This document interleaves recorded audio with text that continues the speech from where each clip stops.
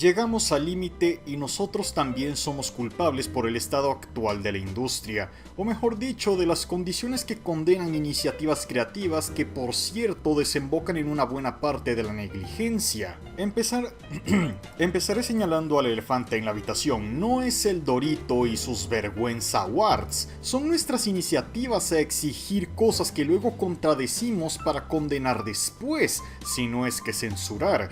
Criticamos juegos saturados de contenido intrascendente a más no poder, pero cuando sale un Final Fantasy numerado que propone hacer un recorte de ese contenido intrascendente que tanto se critica, procedemos a reclamar que el juego es demasiado corto. Reclamamos que un juego saturado de bugs y glitches es un pecado capital al que ha de ser condenado, pero luego compramos a precio de salida juegos que claramente no estaban en condiciones para ser lanzados. Le hacemos bully a Sony porque solo hacen variaciones de The Last of Uncharted, cuando en la generación de PS3 nadie dio nada por juegos como Little Big Planet, Tokyo Jungle, Mod Nation Racer, Puppeteer, Starhawk o MotorStorm. Alzamos estandartes para declararle la guerra a Metacritic, pero luego somos incapaces de reconocer la legitimidad de una reseña que reprueba ese juego que está al servicio de la conversación del momento. Nos agobia que la industria AAA queme tanto dinero en juegos como servicio, pero luego los sentenciamos cuando dedican tiempo y recursos a proyectos de menor escala. En otras palabras, hacemos un berrinche para luego no comprometernos con nada de lo que hemos alegado a los cuatro vientos. Les voy a contar una anécdota. Abro comillas. En los lejanos años 2008 o 2009 yo estaba descubriendo Call of Duty y Halo, concretamente sus vertientes multijugador en línea. En ese entonces yo sentía que comprar un juego sin funciones competitivas rodeadas por un gran público del cual formar parte de su conversación era un despropósito. Y por esa mentalidad que tuve de lo que podría ser el 2008 hasta el 2013 o 14, yo me perdí de juegos que hoy en día para mí son joyas que tengo en altares de estima. Juegos como Prince of Persia: The Forgotten Sands, Capitán América Super Soldier, Rayman Origins o incluso el legendario Sonic Generations. Eso fue hace más de 10 años, 2 o 3 años después me las empecé a dar de muy gallo porque la industria del videojuego empezó a homogeneizarse y centralizarse.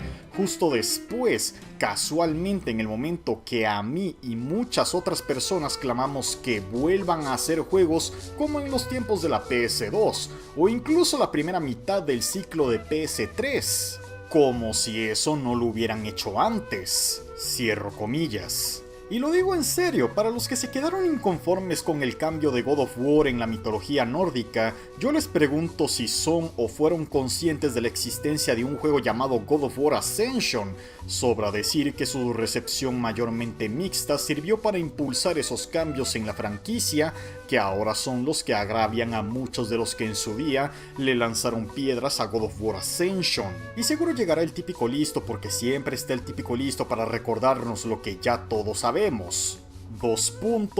Ese y muchos otros juegos fueron un fracaso porque eran cutres. Y lo único que yo puedo decir ante tal réplica es...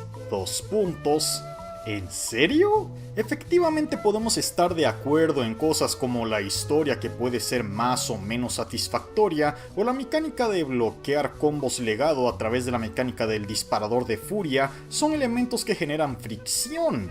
Pero llamarlo malo por las buenas pone sobre la mesa un hito que se presta para servir de precedente, y el resultado en este caso es el abandono del tipo de juego que fue God of War durante la parte griega de la franquicia por parte de su editora. Y eso es solamente hablando del caso de God of War.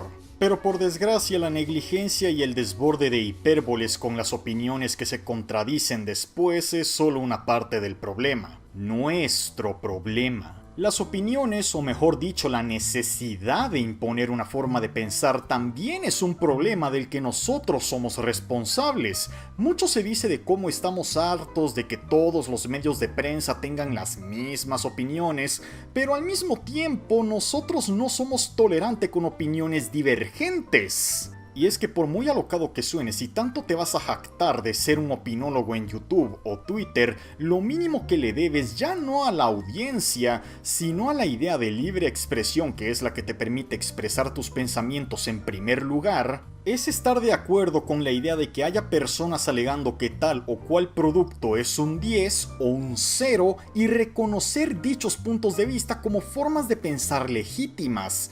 Y sí, en efecto, hay locos en internet que solo dan 10 por fanatismo o ceros por bombardeo, pero tampoco podemos descartar por las buenas que algunos tendrán un tren de razonamiento coherente para poner un 10 o un 0. Cosa que nunca ocurre porque, como ya lo he anunciado en esta serie, los videojuegos alcanzaron el límite. El episodio 3 va de cómo nosotros jodimos a la industria y la seguiremos saboteando porque somos incapaces de asumir la responsabilidad y aceptar la culpa, porque siempre es más fácil señalar a las empresas o a la prensa por todo.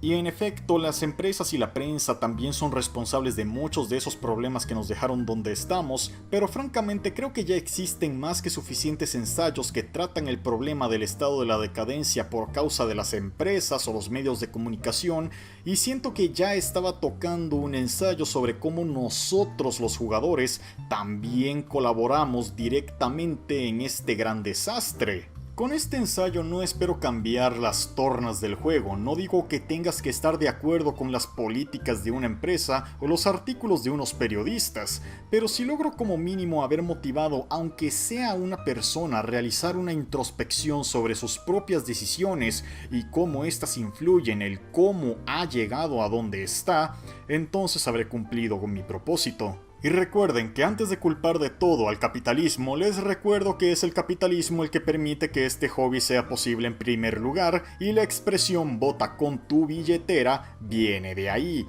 Quizá el problema, como ya venía anunciando, es que todos hemos votado mal, pero nos rehusamos a admitirlo por una cuestión de orgullo, resentimiento o lo que sea. Y hay un dicho que dice, abro comillas, "el peor ciego es el que no quiere ver". Cierro comillas y un saludo.